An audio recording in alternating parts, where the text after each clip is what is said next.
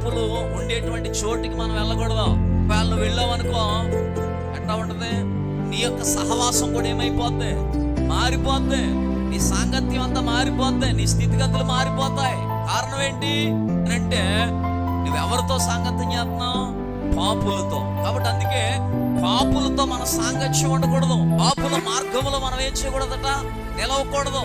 ఇంకంటున్నాడు అపహాసకులు కూర్చుండు చోటున కూర్చోకూడదు. ఎవరో అపహాసకులు, హేళన చేసేవారు. చాలా మంది హేళన చేసేవారు గుంపులు ఉంటాయి. నువ్వు ప్రార్థనకి వెళ్తే నిన్ను హేళన చేస్తారు, నువ్వు ప్రార్థన చేసుకుంటే హేళన చేస్తారు. లేకపోతే నువ్వు దేవుని మందిరానికి బైబిల్ పట్టుకుని వస్తా ఉంటే నీ కోసం అనేక రకాలుగా మాట్లాడుకునేటువంటి బ్యాచ్ అనమాట.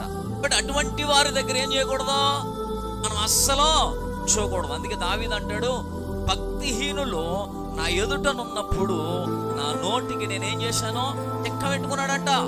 దానంత ఉత్తమం ఏమీ లేదు.